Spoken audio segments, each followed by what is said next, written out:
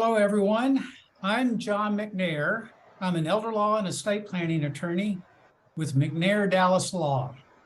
As part of my elder law practice, I get many calls each week from people who want to discuss Medicaid or VA pension benefits for a family member, a spouse, or a parent, or other family member. But there's a problem. The problem is these folks have not figured out where they want their loved one to live while they're receiving this care. Are they going to stay home? Are they going to assisted living? Or are they going to memory care? Are they going to full-blown skilled nursing? Before an elder law attorney can help them and qualify for VA or Medicaid benefits, we have to know what the care setting is going to be. I know it can be stressful and confusing to find the right care community for a loved one. That's why I've created this series of short videos called Don't Put the Cart Before the Horse. In our analogy, we need the horse, the care setting, to drive the cart, the legal planning, not the other way around. In previous videos, we discussed hiring an aging life care manager or contacting local agencies to help you determine the right level of care and using resources like Medicare.gov to narrow down our options. In this video, we'll introduce you to helpful groups or professionals who can help you find the right care community. I've invited my community liaison, Susan Rogers, to join us. Susan has a master's degree in gerontology from the University of North Texas and over 20 years of experience working in skilled nursing, assisted living, and other long-term care communities. Welcome, Susan. Hello. It seems like the most common way to find the answer to a question these days is just to do a Google search. How effective is this option when looking for long-term care? Well, John, I know I've been guilty of starting off a quest for information with a Google search as well. But in this case, it's not really the most effective or helpful way to find the answers you might be looking for. If you type in something like assisted living near me, you're going to come up with perhaps hundreds of different results, names of facilities that may not mean a whole lot to you and may not provide a whole bunch of information that will be useful as you're trying to narrow down these communities to the ones that would be the best match for your loved one. In Dallas County alone, we have over 200 assisted living communities, not to mention the memory care, the independent living, and the nursing facilities. There's quite a lot out there to choose from. In the third video in our Don't Put the Cart Before the Horse series, we talked about using resources like Medicare.gov to narrow down the options for assisted living or nursing home care. Can you review some of the pros and cons for using these directories? Sure, John. The directories are great and they provide a starting place. If you look on Medicare.gov and you do a search there, you can find the inspection information on the different facilities. You can find out this factual information, but a drawback is that's just really a snapshot in time. That's how that facility was doing on that particular day. So while it does help you compare apples to apples and to see the history of how a facility may have done based on those standards, it doesn't really give you a feel for the community. You don't get a chance to meet people. You still need to go through that other step of putting boots on the ground and actually going and visiting communities. Now, if you are only relying on those sites like Medicare.gov, it's really hard to narrow down your choices. And so those can be some of the pros and cons. So about 3 years ago, I became aware of an organization called the National Placement and Referral Alliance. I've been really impressed with these professionals and I've gotten to know them better. I'm on the board of directors of the Texas chapter of NPRA. When I talk to my clients, many times they are not familiar with this source. Susan, can you give us kind of an overview of what these folks are all about? I was really pleased to learn that there was this new profession gaining traction in our area and across the country.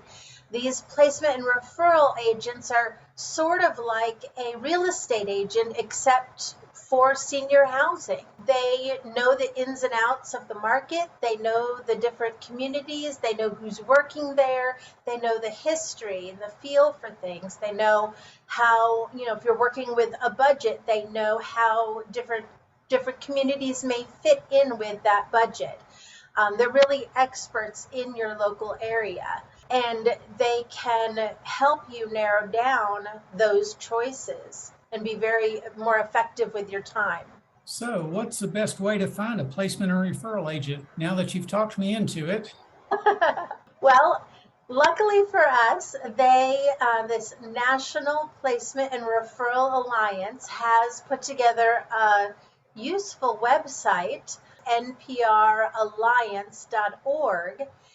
And on that website, they have information about the organization. They also have a search directory, so that can be helpful too.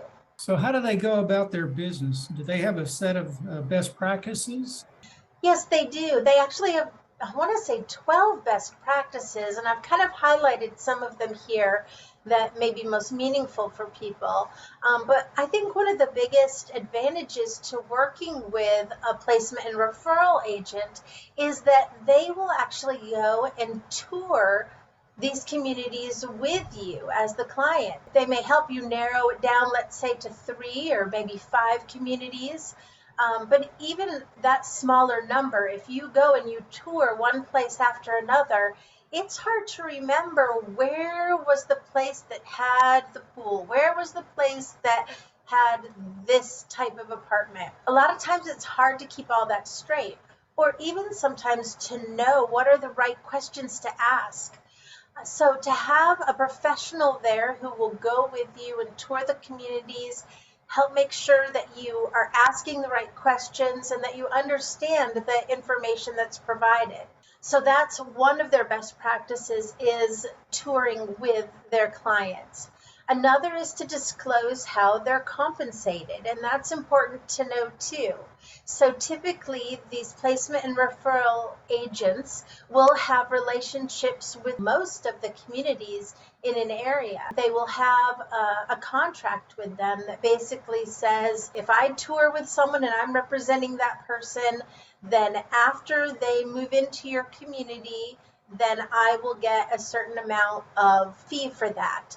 Just like if we were working with a real estate agent. So they'll disclose that compensation, how that works.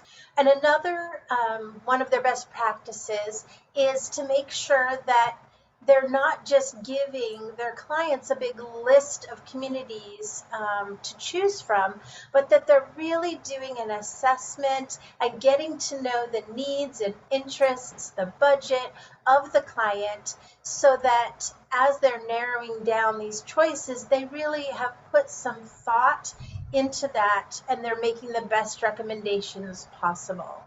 Are there other best practices? It is their best practice not to just give you a big list, but to really narrow that down and provide a short list of good matches. The benefit there is that going to be choosing something that has already been matched to the needs, the interest, and the budget.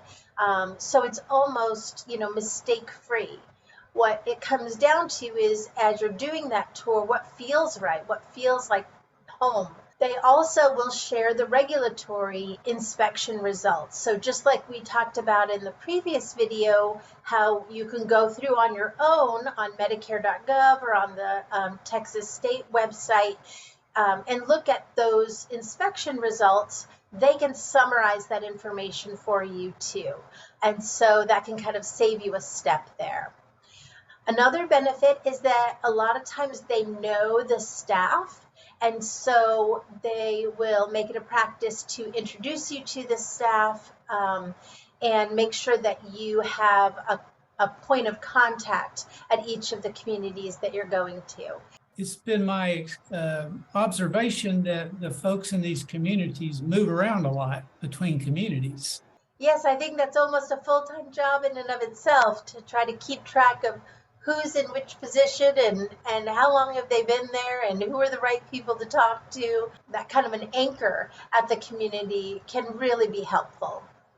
Two other of their best practices. One, those who are members of this national organization, the NPRA, that part of their best practices and their standards are to decline any gifts or any type of payment or incentives that might be outside of that contract that they would disclose to you.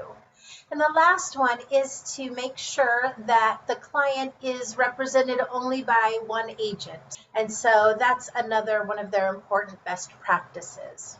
Can you walk us through the member directory and how our clients can use that?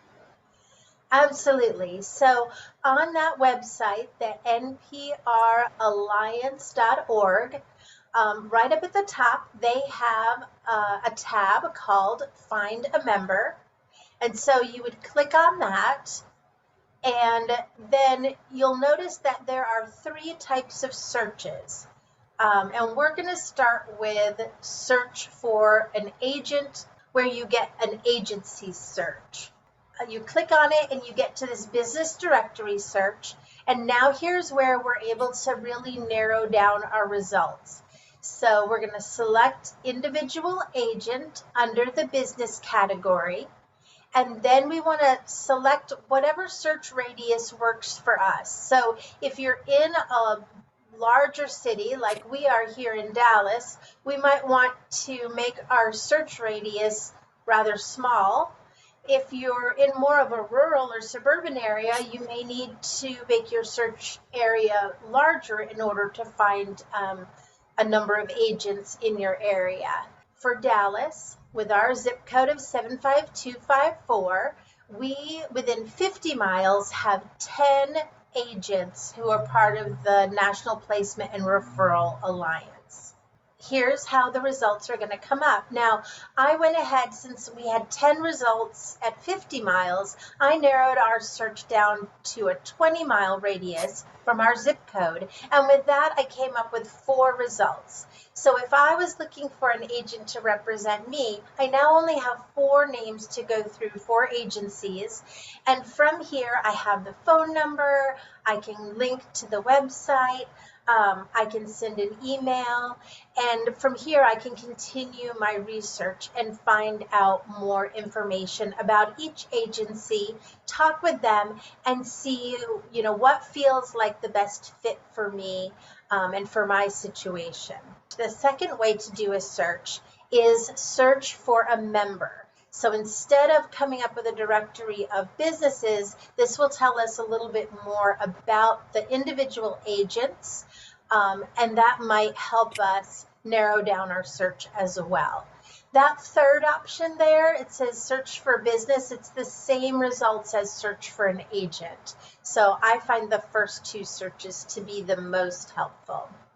So in this search for a member or person, again, we're going to narrow it down with our search criteria. And in your area, it depends on how the agents have listed themselves within the directory. What I found to be most helpful was to search by chapter.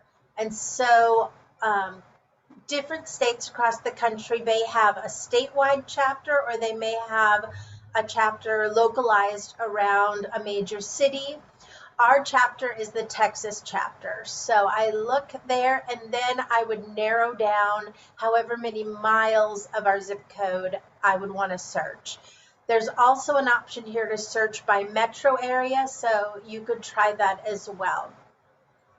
Once we search here, the member directory shows us these professionals who are members of the National Placement and Referral Alliance. With this member directory, it shows agent members and also affiliate members. And affiliate members are other professionals in related fields who believe in the mission and the purpose of the National Placement and Referral Alliance. And so this directory is helpful. It shows you maybe a picture of the individual, their address, website, email, phone number, and their social links.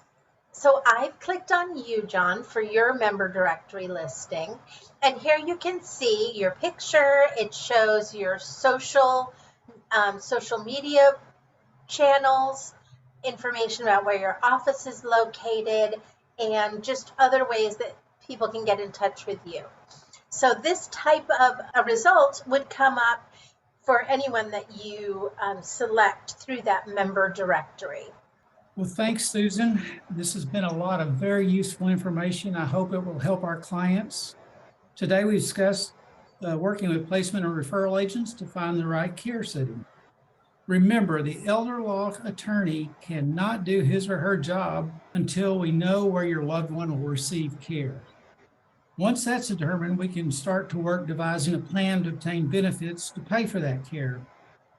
In the next video, we'll discuss paperwork, records, and other things you need to do together to get the process started in working with an elder law attorney. Again, thank you very much for your attention. If you like this video, you'll find it in our YouTube channel. Please go to this and all of the other videos, watch them, and hit a like button. If you or anyone you know needs a consultation with an elder law attorney like myself, go to my website, McNair-DallasLaw.com, and you can book a call for a free consultation. Thank you very much.